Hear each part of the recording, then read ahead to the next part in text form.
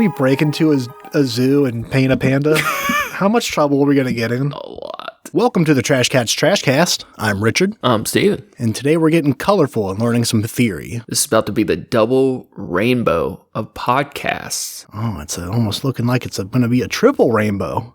Why triple? Oh, that's in the video. It's been a little while, but I'm very excited about talking about color and color theory. This is going to be cool. Hell yeah, I feel like my life's been leading up to this. Yeah, in a lot of ways. How's your week been, man? It's been pretty good, actually. Chill, just relaxing shit, getting ready for fucking Turkey Day next week. Chilling out, maxing, relaxing, Yeah. all cool. I love all the turkey outside. noises on our last podcast. Dude, I hate Thanksgiving. What a garbage holiday. I don't want to be thankful for anything. I just want it to be over. I'll be thankful when Thanksgiving's over. You know, the cool part about, all holidays, the good part about those is when you have the time off work that you can just use and do whatever the fuck you want with them. They don't have to mean anything to you. You just, take the day and eat a bunch of food and take a nap. It's a good day. Yeah, apparently my job now, it's yearly contracts, so everything starts over at the end of December, so it's like the big push.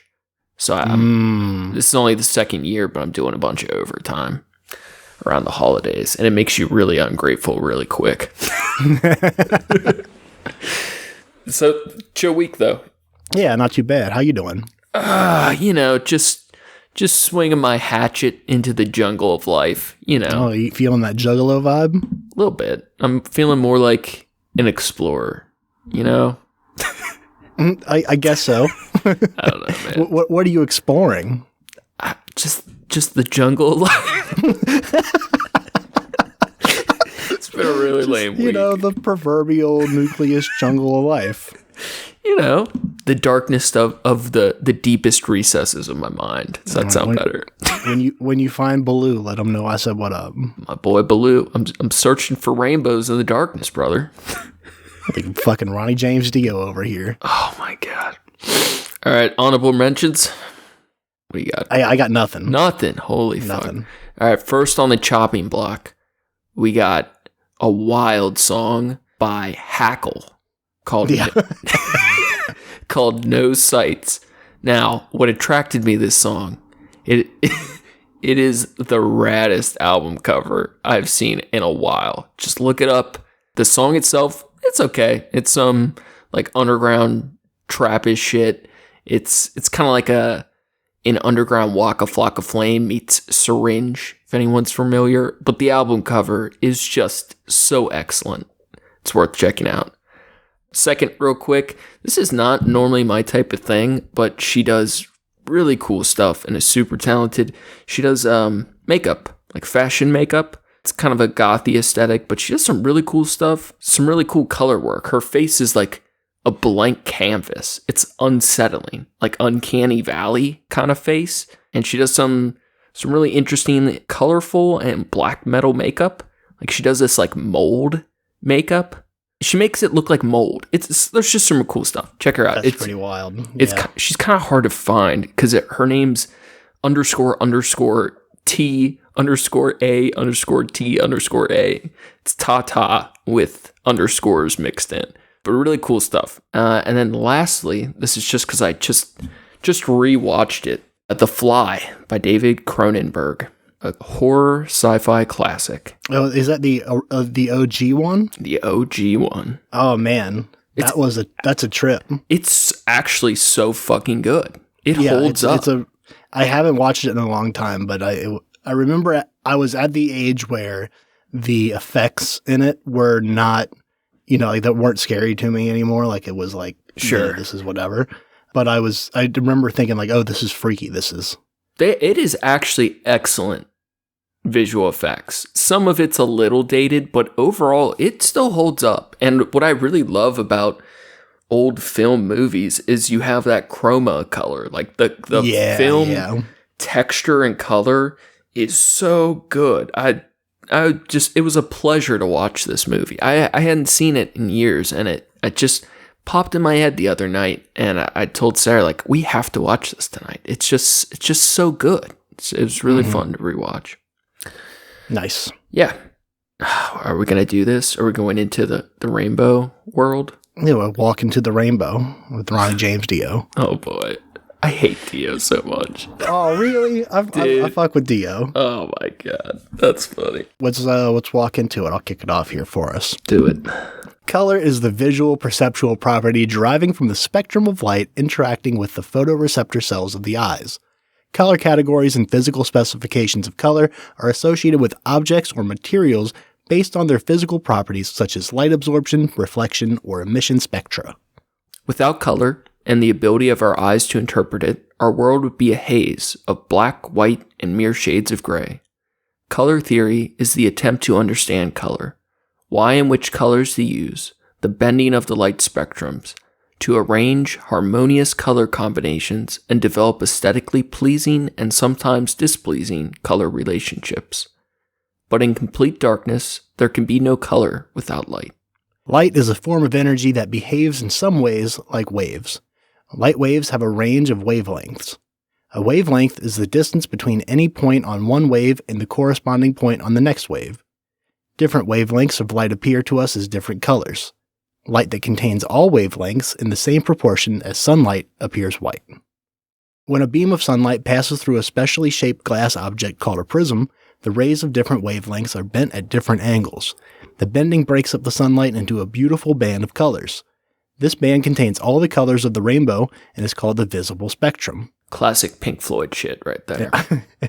The spectrum of color paints our world and serves as a means of visual information and communication that, when arranged just right, allow an artist to express great beauty.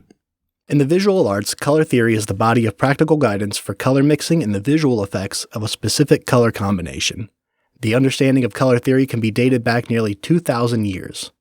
The processes of mixing pigments and stabilizers and the part that light plays in analyzing colors has caused ideas and hypotheses that flourish through research and testing. A formalization of color theory began in the 18th century, initially with the controversy over Isaac Newton's theory of color and the nature of primary colors. From there it developed as an independent artistic tradition with only superficial reference to color imagery and vision science.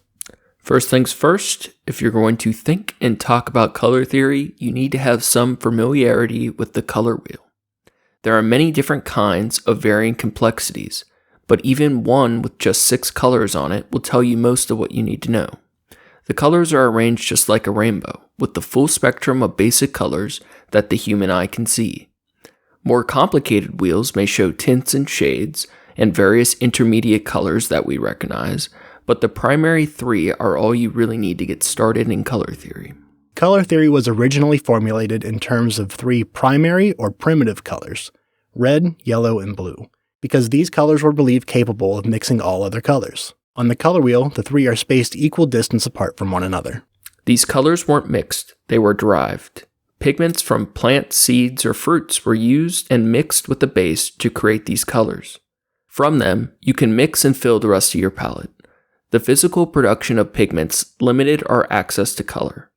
Naturally occurring, finely ground minerals mixed with toxic solvents, or the urine of cows fed mango leaves, were expensive.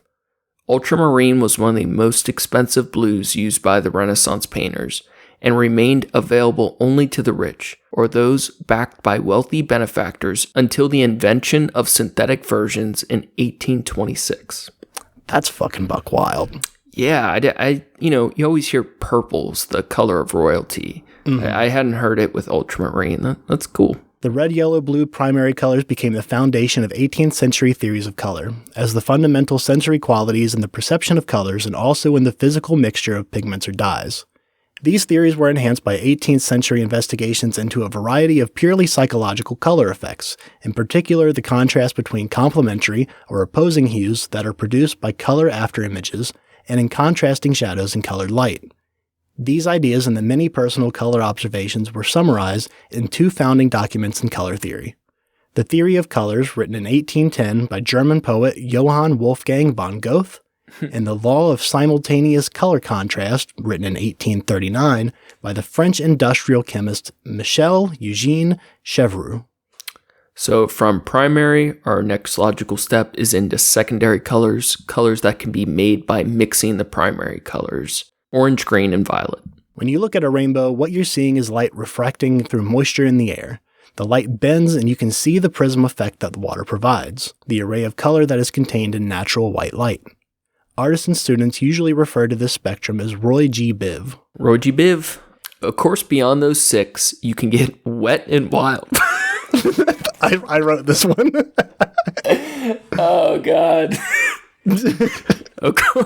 Of course, beyond those 6, you can get wet and wild with it and find a bazillion shades between the 2 colors that are next to each other on the spectrum, like green and blue. These are known as analogous colors. When you mix them, you can get a whole laundry list of colors with various fun names like teal, aquamarine, cyan, turquoise, etc. When arranged side by side, as they do in a rainbow, it can be complicated to see the relationship between the various colors and how they interact with one another in special ways. When organized into the wheel, those relationships become more apparent and easier to follow. For example, this is when you can see the relationship of those complementary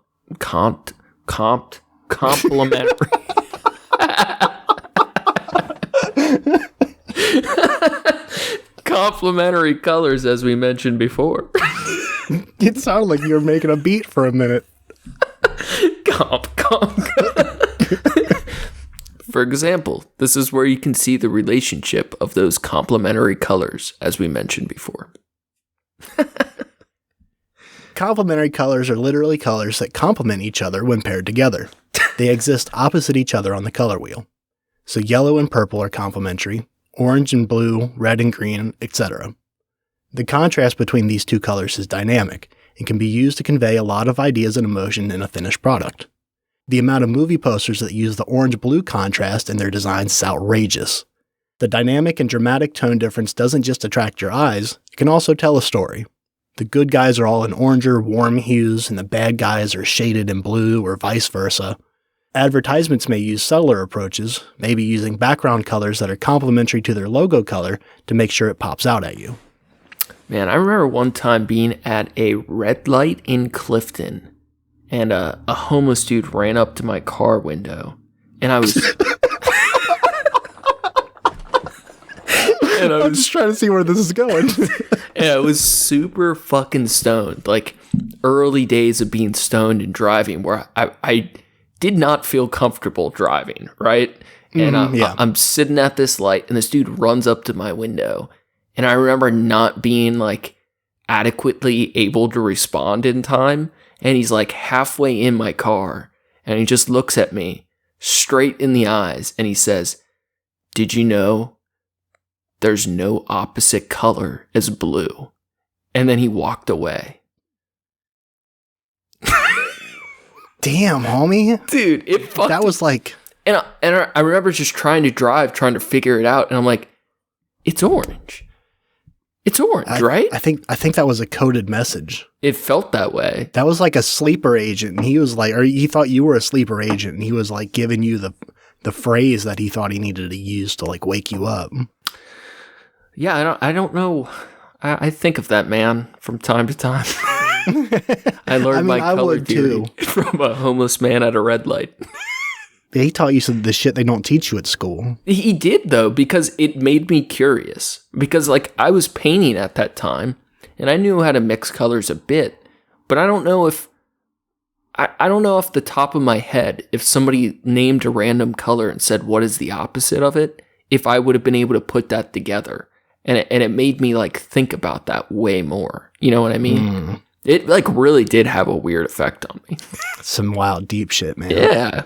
I wonder where he's at right now. Probably teaching at Harvard. He's doing Rothko forgeries. He's a he got banned from teaching at Harvard. Like the time cube guy. I don't know, man. The idea of stretching that color prism over the circle helped me a lot when I heard it. It seemed it made sense that way for some reason. Additionally, there's plenty of other ways to systematically create or mix colors and color schemes, such as the use of analogous colors, triads, split complementaries, etc.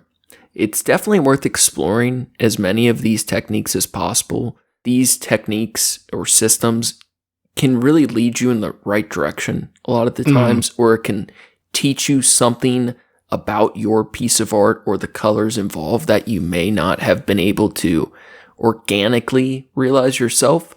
But my personal experience has been that I find it incredibly important to learn what works for you by just playing with the color. Like just to learn it all firsthand, to explore it as much as possible. I really believe you can make any color combination work. Like there's a way to pull off or make the colors be used harmoniously as long as you have the right context. Any weird colorscape or mix can work as long as it's in the right amounts, in the right spots, on the right thing. And it's all about learning what those rules are until you can bend them to your will.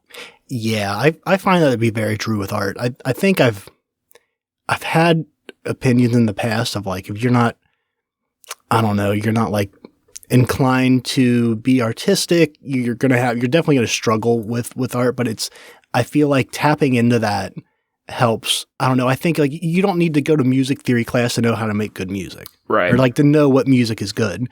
Learning those things is great and can help you, give you tools to do it. But like, I think doing it yourself, like playing around with it and getting creative, is going to be your best way in. Gestalt's principles, more like Gestalt's suggestions. Am I right? I think you're fucking right. You fucking got him.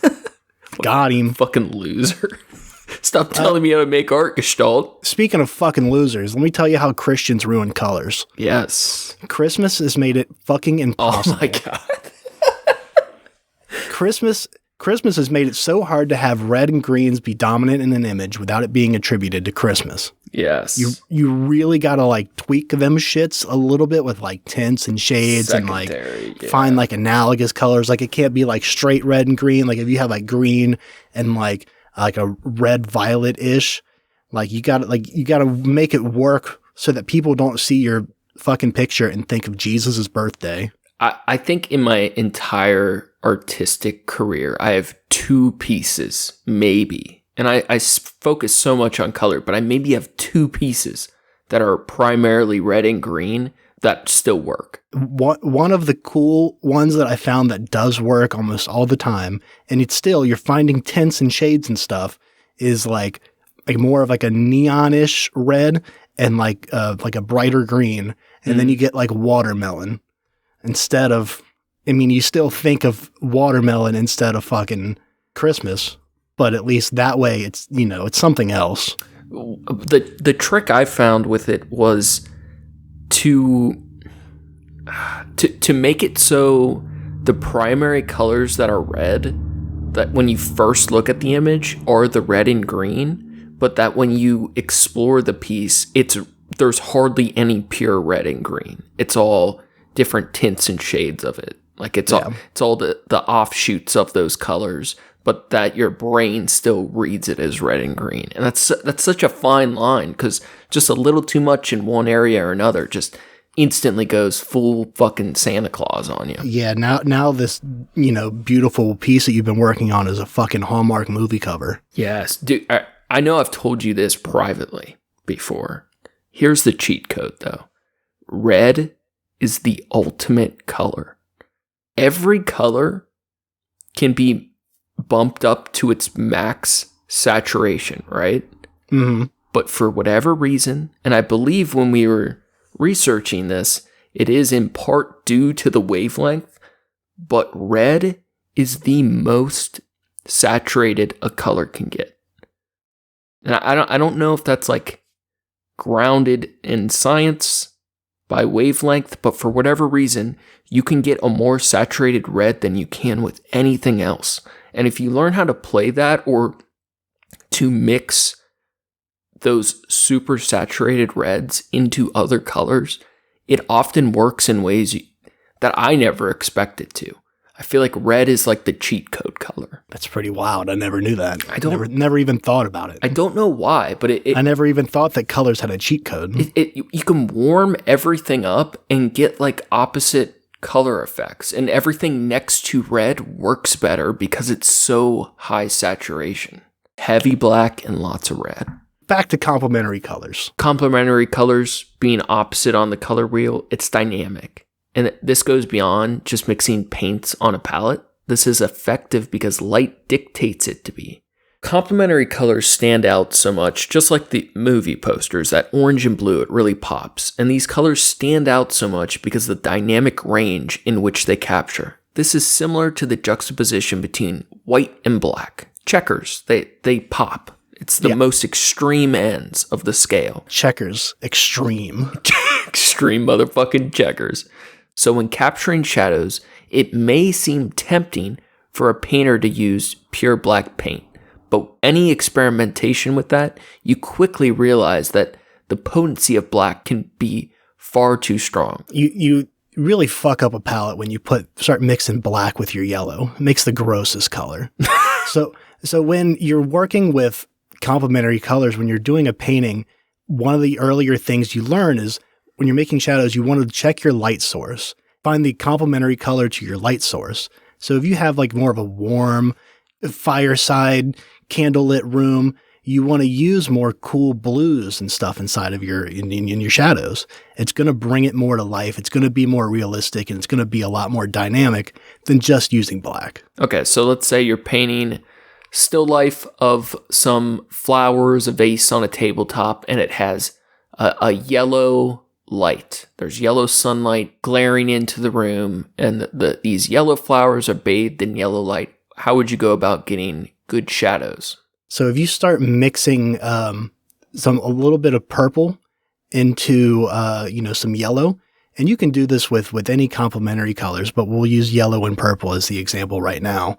It's a good exercise to do just a little bit at a time, and then test that on a white sheet or something. But you'll start to see the gradual change where you can start getting a range of colors that you wouldn't normally be able to get. You would never be able to get that with black. Yeah. So if you just add a little bit of yellow to your purple, and that's how you're going to create a much more realistic, shadow. And of course that does vary a little bit depending on the surface the shadow is cast on, but that's all extra shit. Yeah. And to kind of play with this on your own, you get those purples and blues, the cool colors, because they are geometrically opposite on the color wheel to the yellow. Right. Gives you a more realistic look. And when you think of black is it's flat. It sucks in your eye. Like it pulls you into the dark abyss, whereas white is very reflective. So if you were to put black shadows on all those soft light yellow flowers, it just flattens whatever you're working on. Right. Captures Start looking like an anime picture instead of a... Yeah, and there are definitely, depending on your medium, the context of what you're working on, just slam my microphone, that black, like in anime or something that has hard outlining, there's a reason comic book characters have the hard outline. It's because it's dynamic and it shows motion. It captures attention a different way than something very realistic would. Right. So with all that being said, it still is common for painters to darken a paint color by adding black. You just can't add too much, and you don't want to necessarily use pure black except in certain situations. Adding a little bit of black to a color produces shades. It's basically a darker spectrum of colors from your original color. And you can lighten a color by adding white, producing colors called tints. However, it is not always the best way for representational painting, as an unfortunate result is that the colors may also shift in hue. For instance, darkening a color by adding black can cause colors such as yellows, reds, and oranges to shift towards the green or bluish part of the spectrum. Lighting a color by adding white can cause a shift towards blue when mixed with reds and oranges. It's a fine balancing game. Yeah. Paint mixing in general can be wacky, especially when considering pigment concentrations and which red you determine is your true red, which, by the way, cadmium deep hue all day. It's the real shit. Truth is, though, the best way to learn how paint colors interact is to get a bunch of them and play with them. One of the earliest memories I have in school was working with paints and trying to make true black with just primaries. We didn't get to use black or white paint until months later, and the shit's a lot harder than you expect. Yeah. But you really get some deep results that way. It's more natural and true to life colors. When you mix complementary colors out of paint, you get the darker shades you need to bring the subject in the painting to life. However, when you mix contrasting colors of light, you can sometimes get white.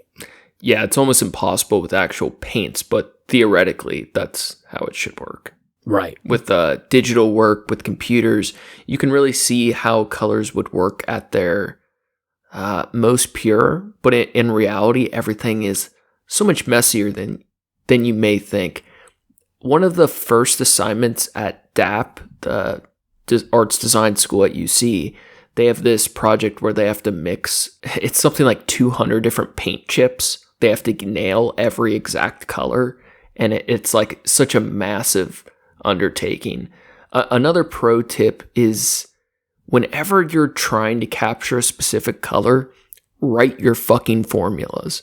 Artists who are like very specific or have very nuanced work, they have lists of formulas of every color, right? Like you're weighing the amount of color by ounces or weight in comparison to each other to get your specific color mixtures, because there's many times you will get a color just right, and if you didn't remember exactly how you mixed it, it can be gone forever. It is wildly specific how you have to mix things sometimes. It's real shit, man. Yeah. So tell me more about color systems. This is my shit, some RGB shit. We're on to color systems.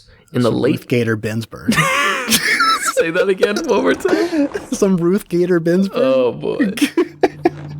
In the late 19th century, German and English scientists established that color perception is best described in terms of a different set of primary colors: red, green, and blue-violet, RGB, modeled through the additive mixture of three monochromatic lights. Subsequent research anchored these primary colors in the differing responses to light by three types of color receptors, or cones, in the retina: trichromacy. In print, white is a lack of color, the paper with no ink. But on a television or computer monitor, and in stage lighting, the opposite is true. Additive color on monitors is created by mixing red, green, and blue light. Two additive primary colors produce a secondary color. Red and blue make magenta, red and green make yellow, blue and green make cyan. When all three overlap, you get white.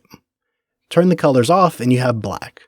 When you look at your phone and read and like and comment on our Instagram posts, the dark type you are reading is where the red, green, and blue pixels are turned off or down. The white background is the result of all three colors being on. But then we have an issue. Let's say you download a funny picture of a cat and a raccoon in a trash can sharing spaghetti, Lady and the Tramp style, and you want to print it out. That paper you're printing on doesn't have built-in LCD LED capabilities. So we're going to need a new color system. Oh my God. So yeah, all digital designers, graphic designers, if you're working on something you know is going to be printed, you work in CYMK. If it's staying digital, you keep your files and you start in RGB. Now, I personally have found ways to always work in RGB, even if printed, and I think that's the way to go. But ooh, Steven's got the secrets. I do. But traditionally, CMYK is used for printed media. If you've ever had the displeasure of buying ink for your color printer, you know they come in cyan, magenta, yellow, and K. That K stands for key, and key is black.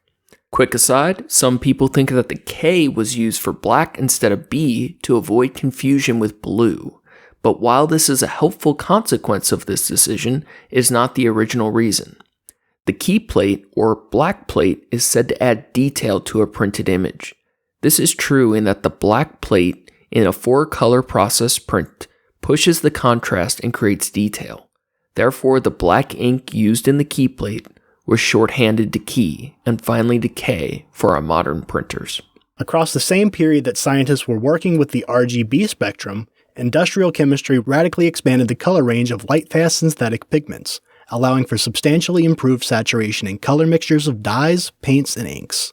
It also created the dyes and chemical processes necessary for color photography. As a result, 3-color printing became aesthetically and economically feasible in mass-printed media, and the artist's color theory was adapted to primary colors most effective in inks or photographic dyes: cyan, magenta, and yellow. It is important to add that cyan, magenta, yellow, and K for black color printing is meant as an economical way of producing a wide range of colors for printing, but it is deficient in reproducing certain colors, noticeably orange, and slightly deficit in reproducing purples. So this is exactly why I try to keep all of my digital work in RGB, because it is way wider color spectrums. It is more dynamic and saturated, but it is easy to get results that don't match what you design on a screen, because CMYK is what inks are actually going to be used to print it. Right. A wider range of colors can be attained with the addition of other colors to the printing process, such as Pantone's hexachrome printing ink system, which contains 6 colors, among others.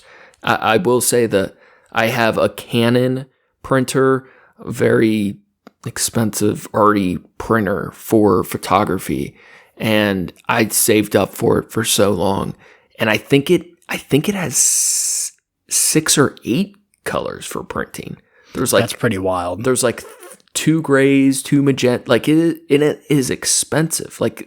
But without that, you can get really good results, but you can't get the best results unless they start adding these additional inks. I can see for you that's probably very necessary, considering you spend so much time working to get a very specific color. And then if you're printing it and it doesn't come out that way, I would be fucking pissed. It's the most disappointing thing in the world.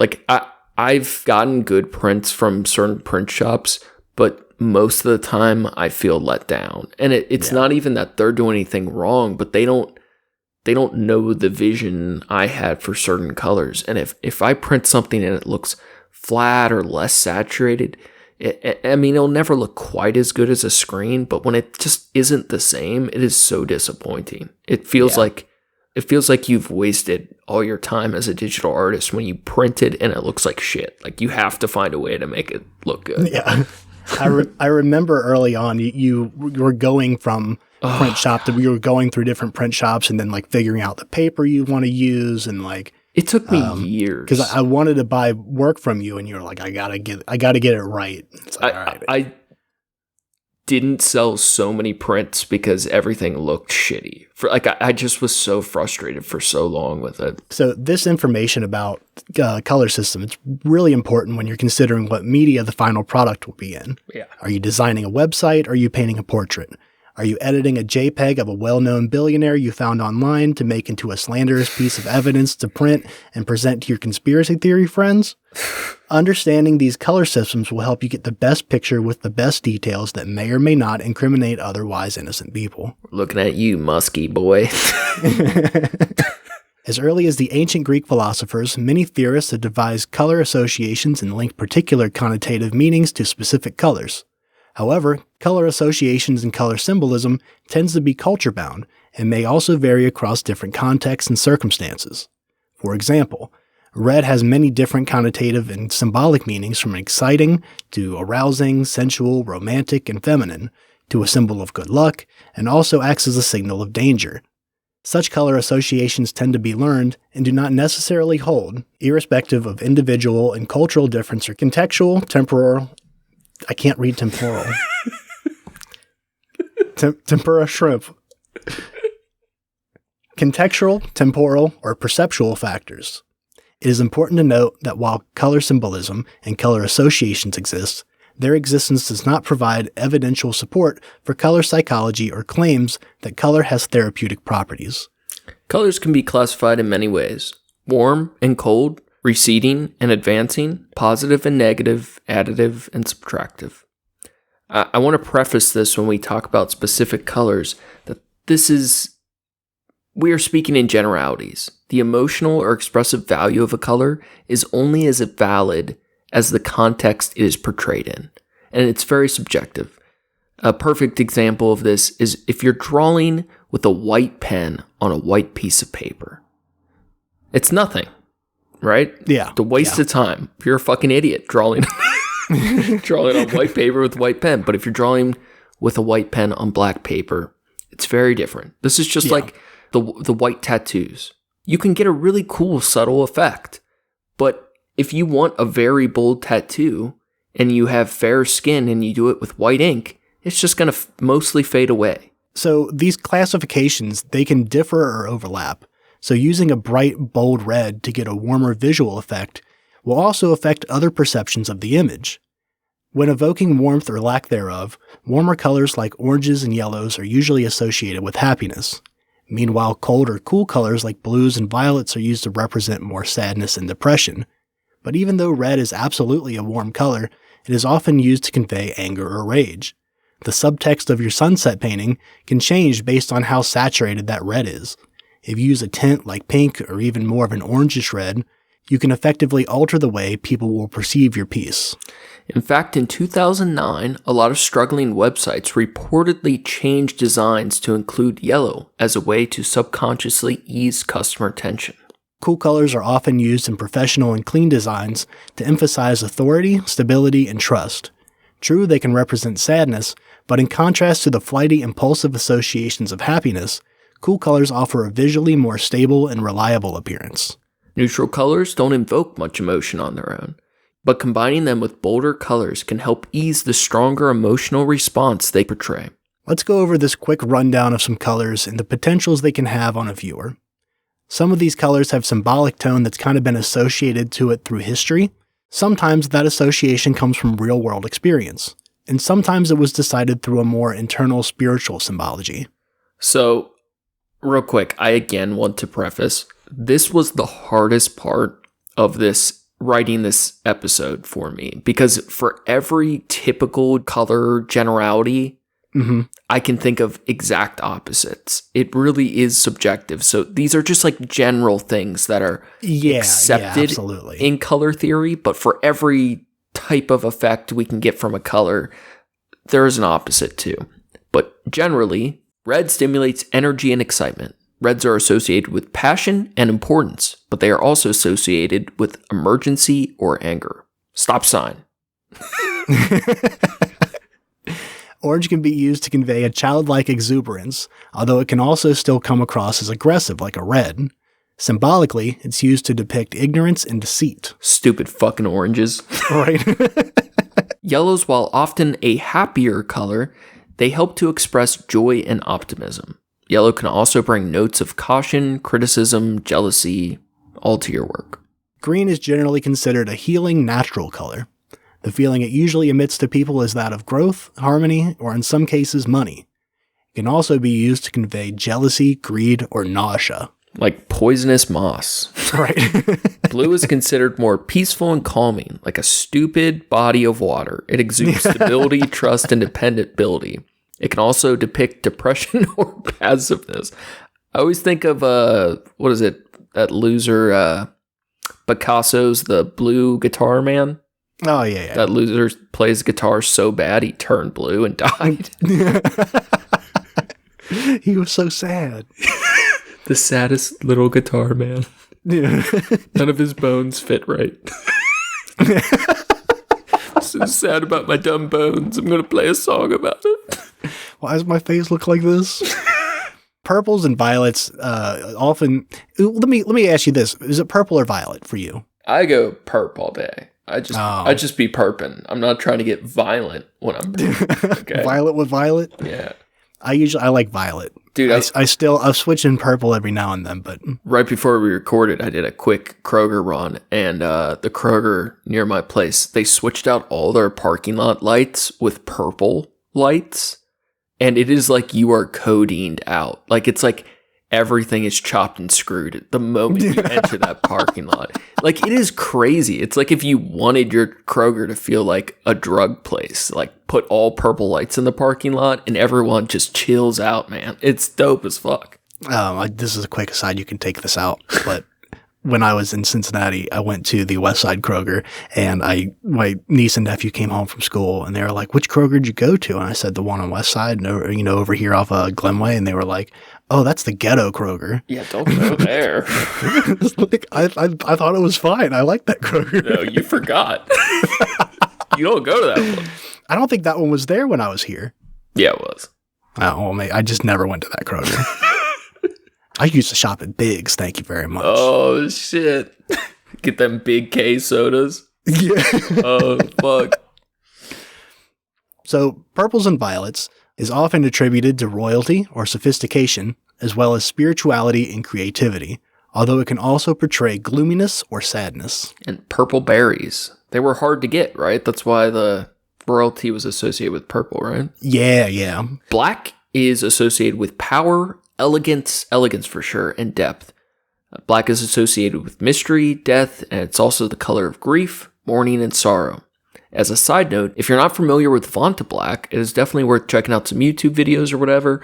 Vanta Black is one of the darkest known substances ever made by humans. It absorbs 99.96 of all visible light, darker than anything you can imagine seeing. It's really wild shit. Like, did you see the video of the guy that painted an apple in that? Yeah. It's a real fucking cool. There's another dude that did his car, and I don't really understand. That seems dangerous. Yeah, someone said something about if you painted a pool with it, you could like not boil water, but it would like you could cook in your pool. If you did that. Wild.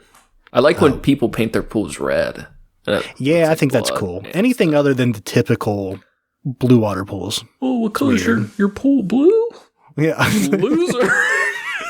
Oh, is it white or blue? Cool. Great. Yeah, awesome. White is used to symbolize cleanliness, purity, and safety, but it can also be cold and distant, void-like and harsh, a dichotomy that can be seen in the depictions of heaven versus the inside of a White Castle.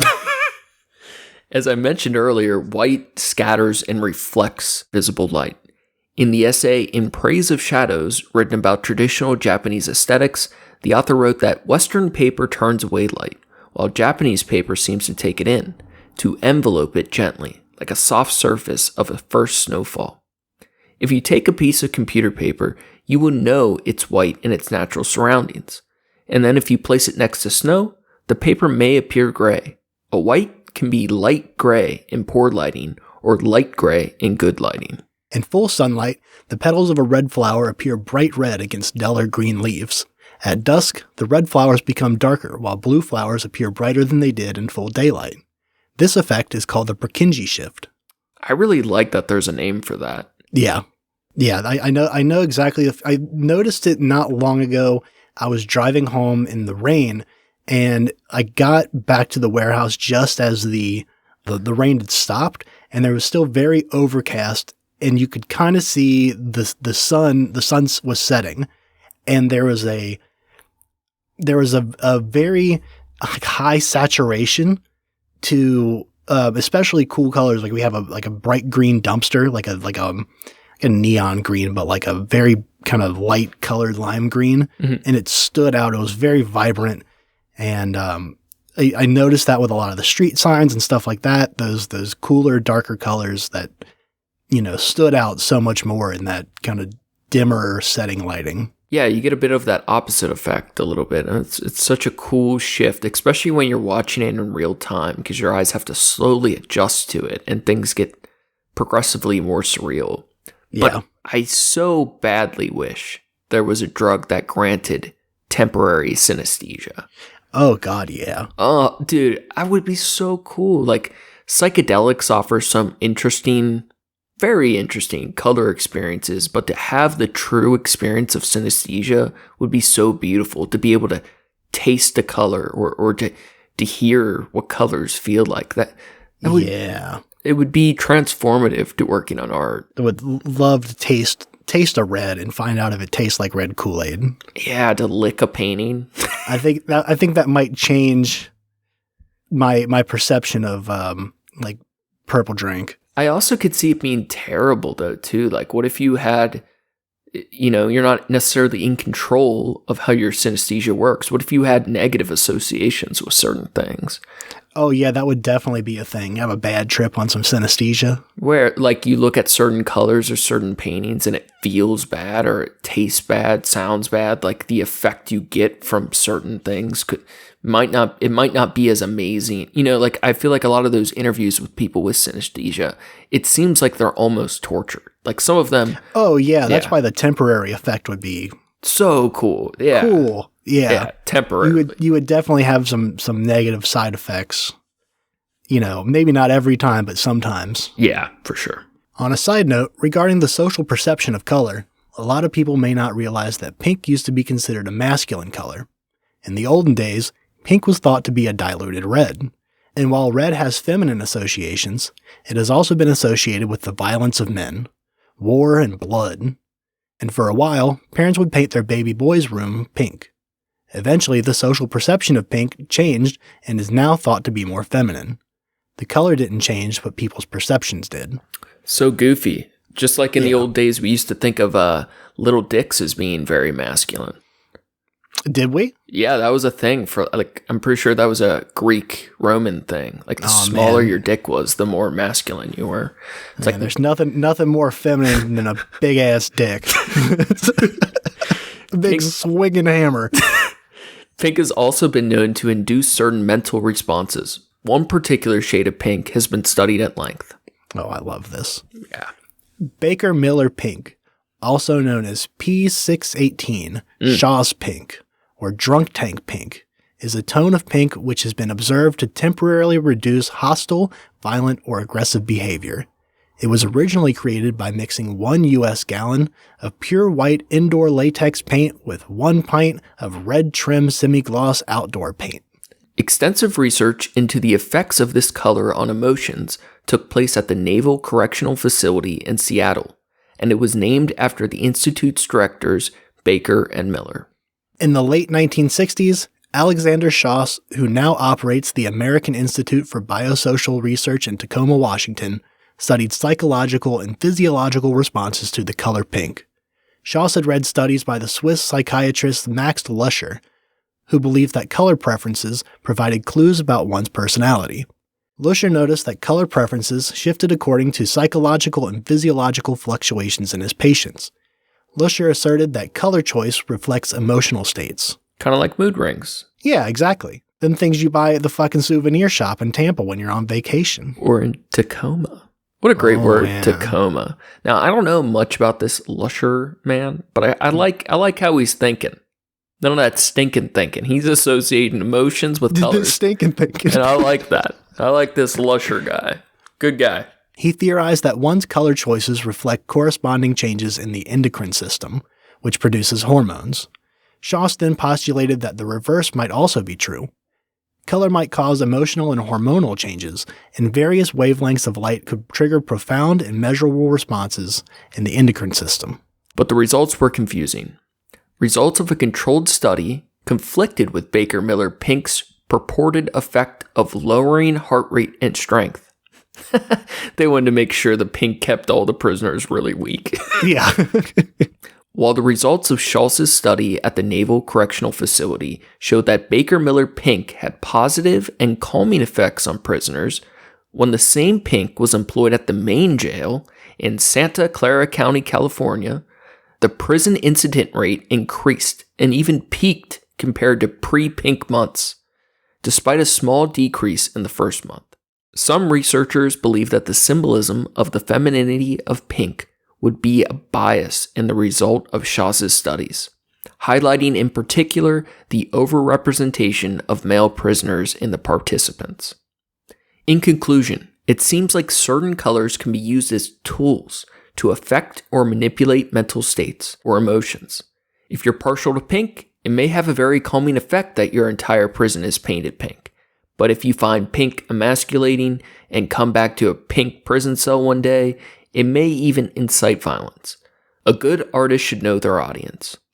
Pink space, by the way. I mean, who doesn't like pink? Dude, pink's dope as fuck. You just gotta make it a little dark. You gotta add a little red to it. Another study into the power of color design by the Institute for Color Research found that, quote, research reveals that all human beings make an unconscious judgment about a person, environment, or item within 90 seconds of initial viewing, and that between 62 and 90% of that assessment is based on color alone.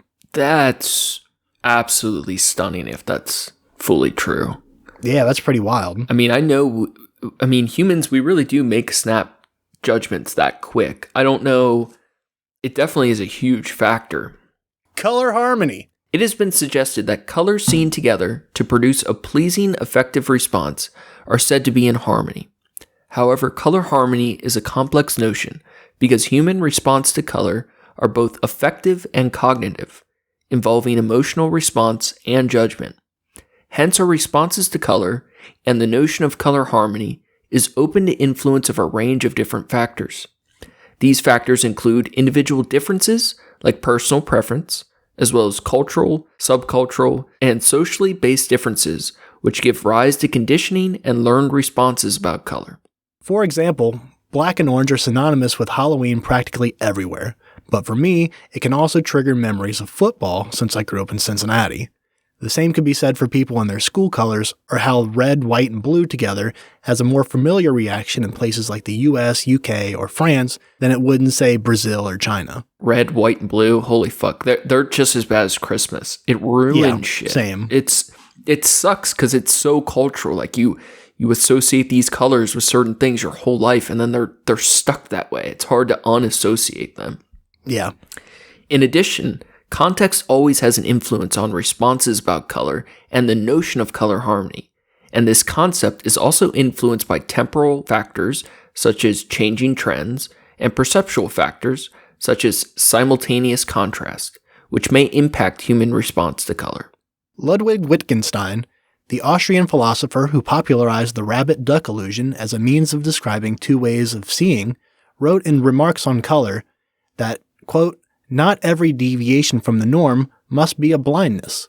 He pointed out that the normal-sighted and the colorblind do not have the same concept of color blindness. Dude, that's wild. As soon as you say the rabbit-duck illusion, I know who this loser was. Yeah. So cool.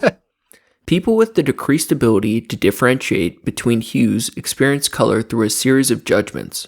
Many colorblind people, aka John, our music maker, rely on consideration of color's context. These judgments may be wrong when they need to be right. For example, the order of colors on a traffic light. You gotta know where those colors are supposed to be. Yeah, I bet that gets wild. I never thought of that before. Even if you know where they're at, when you see them, they're reds, greens, it would be easy to mistake them if you're colorblind, but knowing their placement might just save a life. Extreme unity leads to understimulation, and extreme complexity leads to overstimulation. Harmony is a dynamic equilibrium. I like that a lot. Yeah. Now, what about really pretty line? What about this weird friend of yours? What's his name? Oh, Randy? Randy? I can tell you about Randy. Oh, Talking about color harmonies always makes me think of my buddy Randy. Never heard of this Randy. Oh, you've definitely hung out with Randy. Okay. So my childhood best friend Randall, he was born completely blind. He has never seen a color, a shape, an object, anything. He's the best friend to do crimes with because he can't testify as a witness. Fuck yeah. He navigates and understands the world primarily through touch and sound. In order to distinguish the objects he encounters, he runs his hands across their surfaces. But Randall's also very superstitious. For good luck, he always keeps his lucky marble and his lucky die in his pocket. Depending on the situation, he often takes one of them out and rubs it in his hands. He can distinguish between the die and the marble by feeling and discerning the die's angular edges and pointed corners versus the marble's round, smooth surface. When he was 18 years old, Randy had cataract removal surgery and an intraocular lens implant. His blindness was effectively cured. He awoke from the surgery, and for the first time in his life, he sees the world around him, all the colors and shapes of objects previously known to him only by touch and language. On the table next to the hospital bed are his lucky marble and lucky die. At that moment, he wants to reach out and hold his lucky marble. He looks at both items on the table. Before touching him, can he tell which is which? Can he tell the marble from the die, having only touched them but never seen them? This question is what is known as Molyneux's problem. Originally formulated by philosopher William Molyneux in 1688. Intuitively, it may seem obvious to assume that Randy would be able to connect the smoothness he had touched in the past to the rounded appearance of the spherical marble, and to the pointedness he felt in the angular appearance of the cubic die. But without any prior visual experience, without any reference points of what smoothness or pointedness or anything looks like, how would he be able to make these connections? For hundreds of years, versions of this thought experiment have divided philosophers. Empiricists believing someone in this situation would not be able to identify the objects because knowledge comes only or primarily from first-hand sense experience, which in this case have not been had yet. Rationalists believe that the person would be able to identify the objects because knowledge chiefly comes from our ability to reason, and the connections would be able to be deduced through one's rational faculties. Now, real quick, before we get to the end of Randy's experience, do you think you'd be able to tell which was which? I mean, obviously, yes. You think so? I don't know. I see the struggle here. There is part of me that says, yeah, obviously I would be able to figure that out. Or like, it seems crazy that, I don't know. It seems, but obvious. It's also, I've lived as a sighted person my entire life. Sure. I know I would know which one's which because I'm not a fucking idiot. Okay. Fucking Molyneux, right? But lucky for us, modern science allows for the possibility of this thought experiment not just to be debated over, but actually tested. In 2011, MIT professors Richard Held and Dr. Pawan Sinha conducted an experiment in which groups of children and teenagers who were born blind received cataract removal surgery, curing their blindness. Just following their surgery, the participants were presented with Lego-like blocks. One collection of blocks was placed visibly on a table, and another identical collection was placed hidden from view under the table, only perceivable by touch. When the participants were asked... Why is MIT always tricking these blind people? I know. Fucking MIT, fucking with kids and like just very experimenting cringe. On people. Very cringe, MIT. Not cool. When the participants were asked to match objects they had felt with objects seen, the results were essentially equivalent to chance, with 58% accuracy. In other words, Randy would not dependably be able to identify the marble or the die. The experiment concluded that empiricists were right. The primary tool we have to get the outside world inside of our head into knowledge and understanding is our senses, not our reason. This study is not without critiques, though, and some argue that since there is variability and other factors involved with things like the surgery's recovery process, as well as the duration of the time participants were tested after it, the problem is still somewhat inconclusive. Regardless, Molyneux's problem points to a broader problem. How do we know what we are perceiving is accurate? If we come to understand the world not primarily through reason, but through our sense experiences, how accurate are our perceptions and understandings if our senses are limited and often unreliable? Most of us assume that what we are encountering outside our head is relatively consistent with how it seems inside, but how do we know? And can we ever know for sure? We can know for sure because I'm seeing it. What I'm seeing is right. And if everyone else just like what I think is always right. Sure. Because I'm thinking it and I think it's right. It sounds like Molyneux was a little bitch and he wasn't very confident. He just needed some self-confidence and none of these questions would have ever arose. Yeah, if he had better self-help and self-care. Yeah. If he had used BetterHelp. Fucking BetterHelp. Now, I do understand the problem of not like, can we see the same red? Is our association with this color or that whatever the same? I do get that, but it seems it feels a little silly to me, or that it's almost an outdated problem. And I'll provide a little pushback to that in a minute. The term qualia refers to the internal, subjective, qualitative properties of experiences. This includes things like color, taste, and feelings, such as pain, love, sharpness, smoothness, and so on. And so, what we are perceiving as accurate to the world, in and of itself, depends largely on whether or not qualia, or our subjective experiences, are intrinsic properties of the world, or merely a product of the mind, or some combination. Even if we can use tools to measure, test, and enhance our insights about the physical world, the last stop for everything is still the mind. We are always left with and limited by the cognitive and perceptual frameworks inbuilt in our mind. Since we can never experience anything outside of our mind, we can never truly know what anything is actually like outside of it. This is often referred to as the egocentric predicament, and it sucks because it presents an existential spiral of a question. How do we know that what we are perceiving is the same as other people? Of course, since we can never experience anything outside of our mind, we can never enter into another person's mind to know what things are like for them. Not only can we not know, if the experience of blue is entirely unique to the human mind, but we also can't know if the specific blue we personally experience is unique to our mind alone, or at least if it's different from what is experienced in some portion of another's mind. It's all about imagination. Damn right, believe in yourself. Since we can communicate relatively successfully about events and objects in our world, we know that differences amongst objects and events outside our mind are generally proportionally consistent with differences experienced inside of our head. But just because we refer to the differences with the same terms does not mean that the differences are experienced as the same thing. Perhaps what you see as green looks like blue in your friend's mind, and vice versa, but you just associate the same words with the same differences. Because all qualia are housed in the conscious mind, we can never objectively perceive, measure, or define them without using tools or terminology that don't also fall victim to the same problem. I've had this issue a lot. I've noticed this issue a lot with yellows. I've had multiple occasions where I'm seeing a thing that is yellow and someone calls it orange. And I don't know if that was like they weren't trying or like they referred to it as orange. Well, most people are fucking idiots with color, and yellow in particular takes on the light of its surrounding very easily, I feel like. Yeah, I can see that too. It's the blue gold dress problem. Like that dress that was a big deal. It was seen in different color lights, which dramatically changed how people could see it.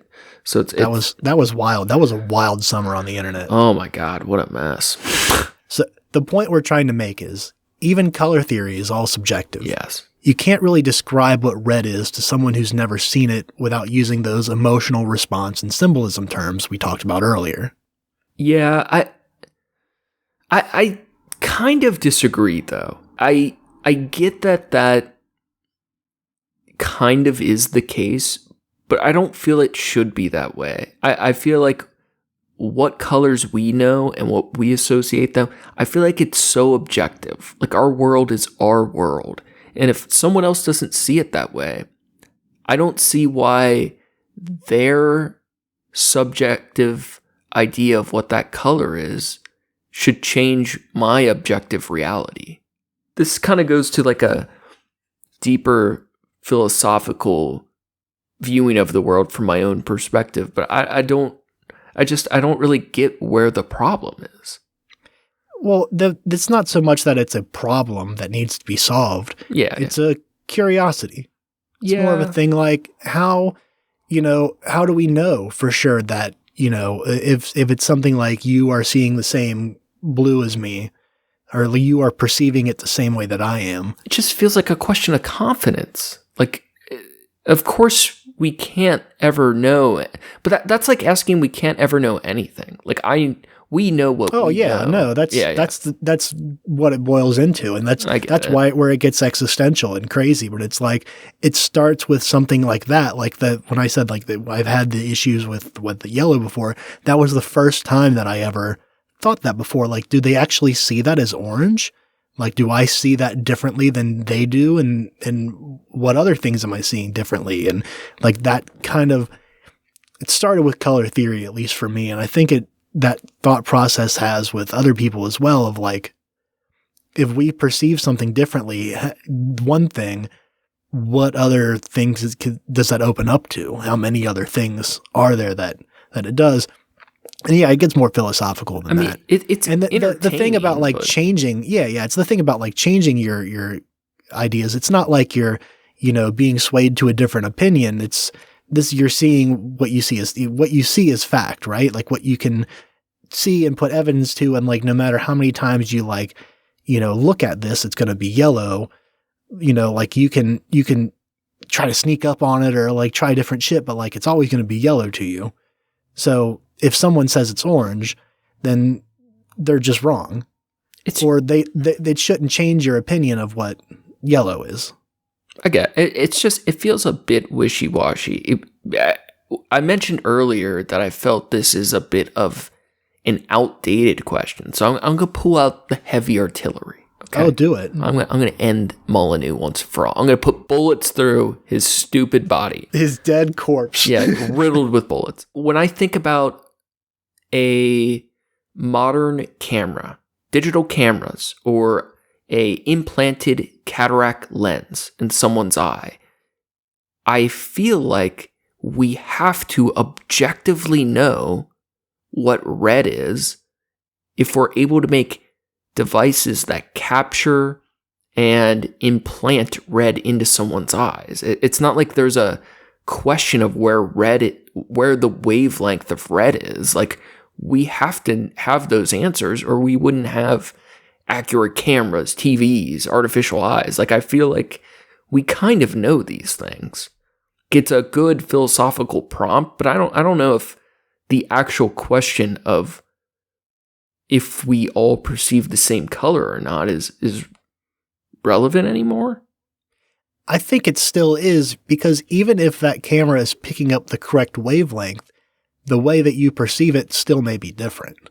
Even if you take a picture of something that's red, it's not going to change the way you see the picture of it, and it's going to look like the thing. It's just you're still going to perceive it that way. It's just it's such an abstraction to the point of like ambu where like of course we can all perceive things differently. It doesn't, you know what I mean? Well, yeah. I thought this was a cool philosophical insight into the idea of, some of us have to be rational, okay? Some of us have to keep the world going, right? Well, the point that it's all subjective bullshit. Yeah, that's still the point that we're pushing and agree on, is that definitely. Yeah. And with that said, if you guys have stuck around this long into the episode, you are probably as interested in color theory as we are, so we did want to close out on some very subjective reading. This has been one of the most interesting little essays on color theory that we came across, so we're going to read that and then close on out of here. Hell yeah.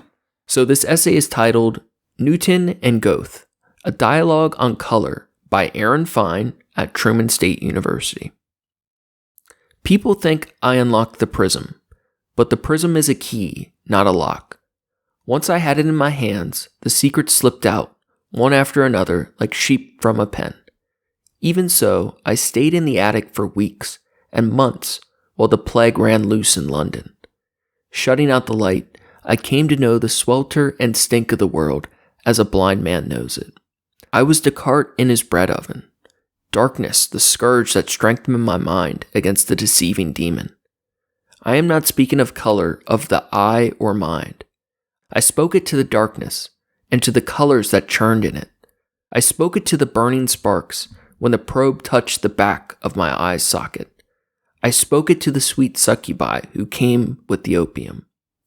I made the 7 colors fly around my chamber, pulling them apart and putting them back together. The levers of the mechanism are bits of glass, prisms, mirrors, and lens. The gears of the machinery lie beneath vision. Even these true colors are a mere slick of oil on top of the deep waters of reality. A plague of questions distracted me. They asked, where is the organizing principle? While vermin ate my bread, time wound faster as they mocked. With what tongues can the machine be described? And I forgot again to rest. At last the servants found me unconscious and carried me down into the blinding light. They say octave to mean 8, but sing do, re, mi, and there are only 7 notes. It is merely do at both ends, and so the straight line becomes a circle. It woke me the night before the fever broke. Rising above the river, the wheel burned, red, orange, yellow, green, blue, indigo, violet, and red again. I did not invent the color wheel. It discovered me. To a certain degree, Newton and Goethe were talking past each other, because each man defined the problem of color differently. Each sought out different tools and achieved different results. Most commentary on their differing views on the nature of color reports Goethe is wrong due to the incorrect physics. This, of course, is correct, but only if you are willing to grant that the nature of color can be accounted for in terms of physics and by means of objective observation. Newton's reputation for achieving a divine simplicity, as he composed the laws of physics by which both planets in the heavens and apples here on Earth are governed, when he discovered or invented calculus, and when he divined the nature of light, is well earned. In this case of the optics, he created a tour de force not just on his subjects, but also on the scientific method. And though we can now identify many scientific flaws and many unscientific leaps of faith, the central insights of his work was right and it was revolutionary. White light, light that renders a white page white, is made up of different colors of light. Today we consider that axiomatic, but in its day it was counterintuitive, as anti-axiomatic as conclusions could be. White and light to the medieval mind were not complex things. They were simple, pure things. The moral sense of purity of their simplicity went hand in hand with their metaphorical connection with truth, with understanding, and with God. Getting the world to accept otherwise, perhaps even bringing himself to it, was one of Newton's greatest challenges. His invention of the 7 primary colors and of the color wheel allowed Newton to make use of another abiding matter of faith held by scholars throughout the Christian world. This was a conviction that had been cherished ever since Pythagoras plucked a string and then cut it in half and plucked it again to demonstrate the mathematical nature of sound. Everyone knew that the wonders of light in God's creation, once they were revealed, would operate as sound was shown to operate. The color wheel is a musical wheel.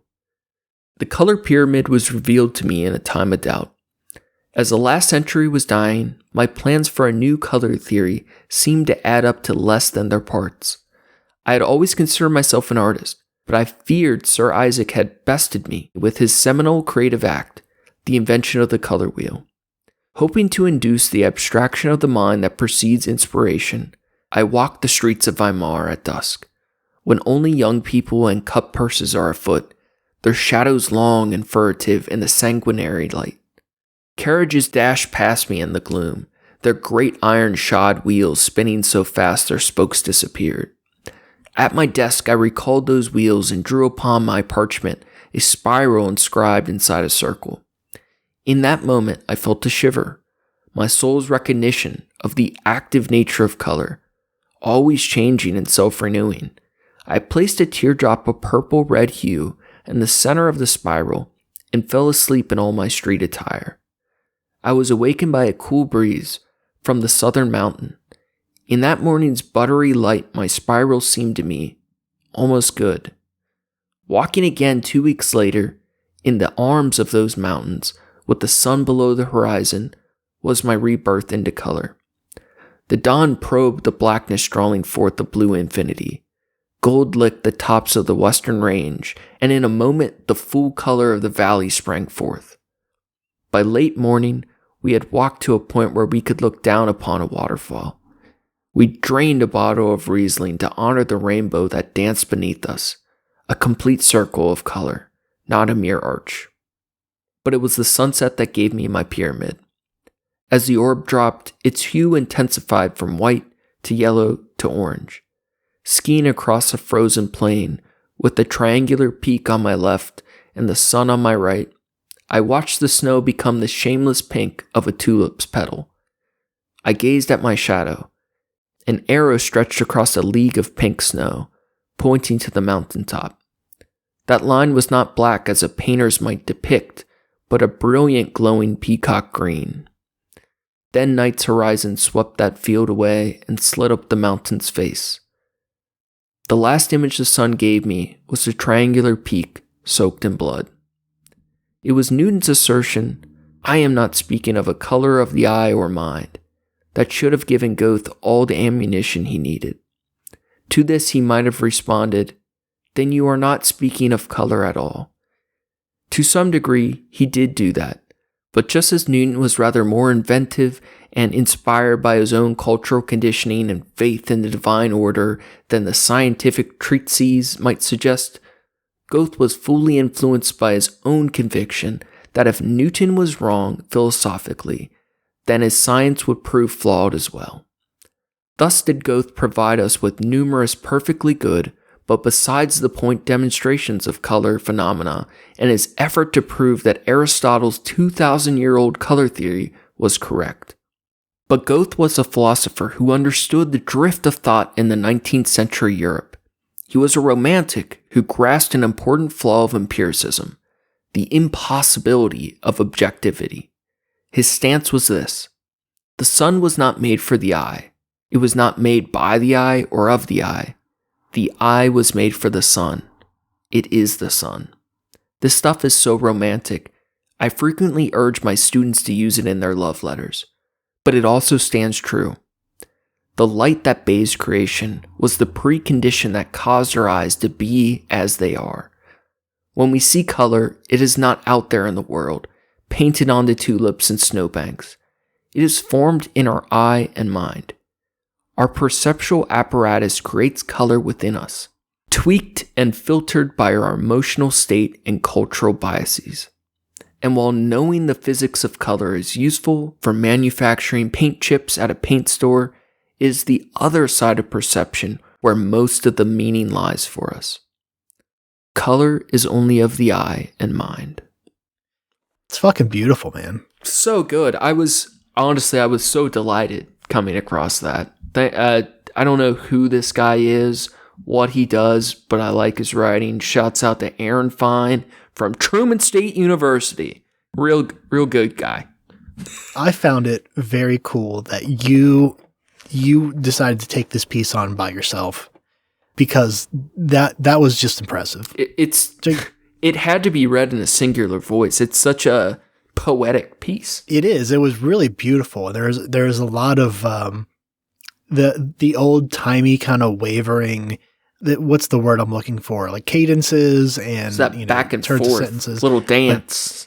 But it was a very extremely poetic and beautiful. Yeah, I like that a lot. And it awesome. I guess not. Like I was going to say revelations, but that's not the right word. It's just really cool perspectives on the situation and Newton's findings versus Goethe's findings, and I think it's pretty cool. Yeah.